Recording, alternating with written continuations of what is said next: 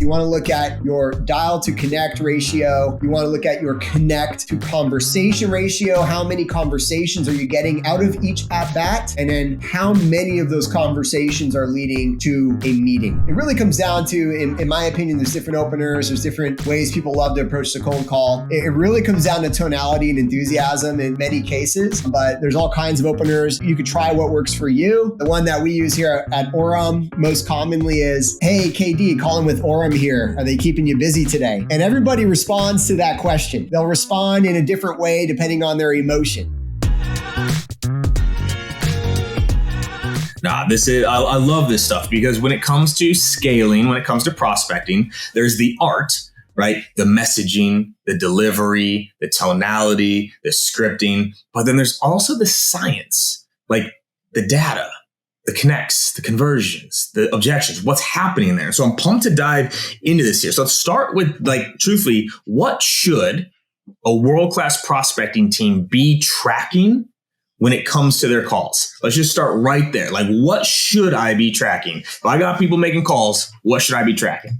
Yeah, no, Kevin, KD, it's a great question. So there are some key metrics and some key conversion metrics that are key to successful math of sales as it relates to making calls and cold calls, warm calls, inbound calls, just activity. And as folks are converting those calls with positive action and outcomes. So the key metrics that we track over here at Orum are dials, so actual calls that are being completed. Connects are actual connections with the intended prospective customer. So not a connect with a voicemail, not a connect with a gatekeeper, a true connect with the intended person. And then when you divide your connects by the number of dials, you get what we call your connect rate. And so that's a very popular term in the world of inside sales and sales development and prospecting. So it's a key metric that we focus on.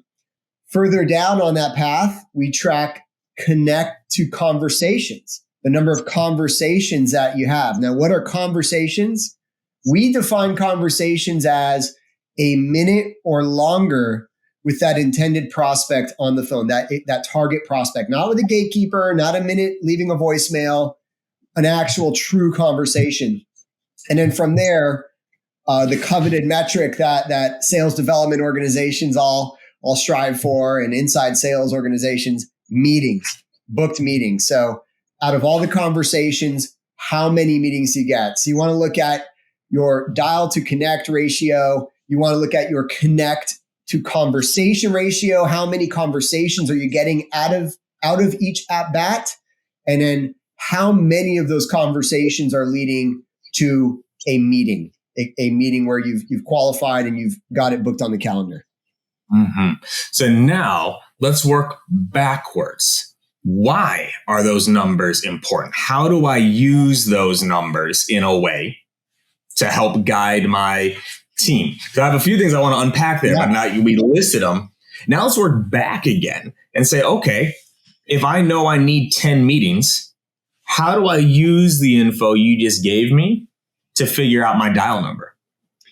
Yeah, it's a great question, right? If you know you need 10 meetings, then you do some back of the napkin math, right? Look historically at, first of all, the company that you work for, or if you've been calling historically at your company, look at how many calls it takes you to actually get to that person, how many people you have to speak with to get to a conversation, how many conversations lead to a meeting, right? So the industry benchmarks for 10, first of all, it takes typically 10 conversations, what we see across customers, 10 conversations to lead to a meeting.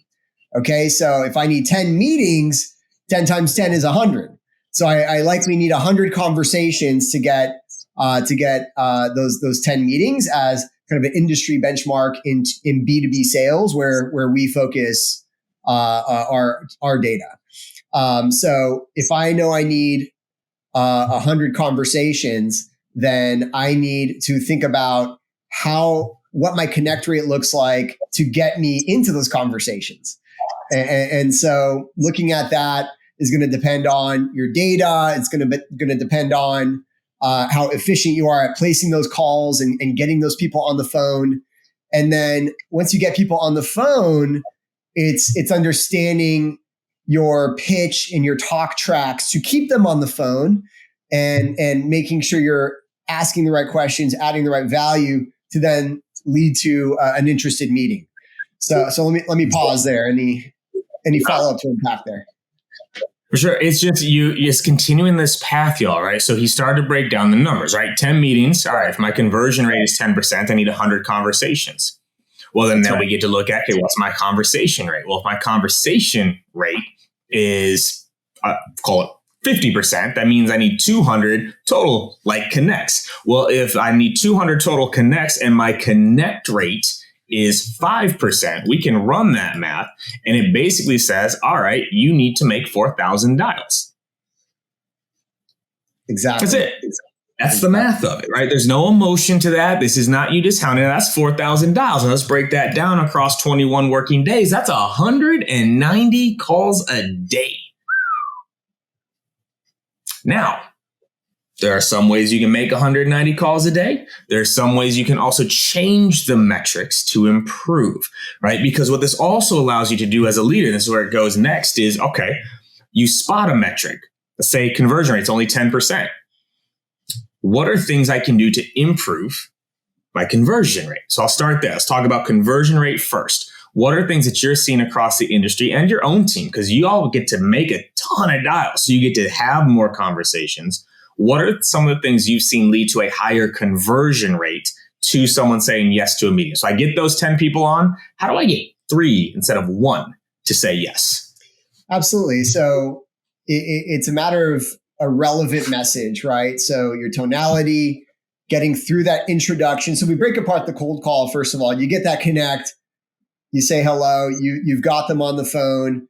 You've confirmed it is the right intended person that you're reaching to, not their spouse, not a gatekeeper or an executive assistant. It's that intended person. Now you have precious time to convert that connect into that conversation, right? And so we train folks on different pattern interrupts here at Orum to buy them those precious seconds of interest. It really comes down to, in my opinion, there's different openers, there's different ways people love to approach the cold call. It really comes down to tonality and enthusiasm in many cases. But there's all kinds of openers. You could try what works for you. The one that we use here at Orum most commonly is, hey, KD, Colin with Orum here. Are they keeping you busy today? And everybody responds to that question. They'll respond in a different way depending on their emotion. They'll say, I'm busy. Yeah, I've been back to back. I just got out of a board meeting. Yeah, I'm busy. I'm on a Zoom. Or I was about to go into another meeting. I thought you were my doctor.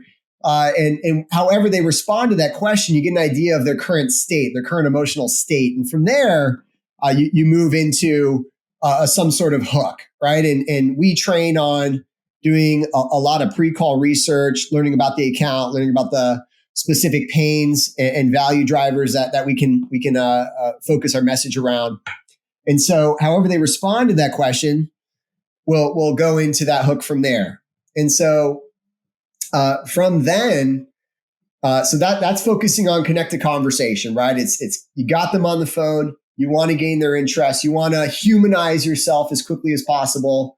People these days are so used to robocalls and these automated machines and car warranty and basically non-humans calling, that the sooner you get someone on the phone and you can humanize yourself and reduce people's uncertainty, the better, right? And that's going to help your connect to conversation.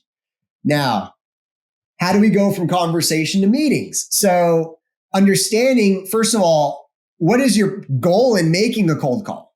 If we're just focusing on cold calls for a moment, is the goal to qualify the account? Is the goal to educate the buyer?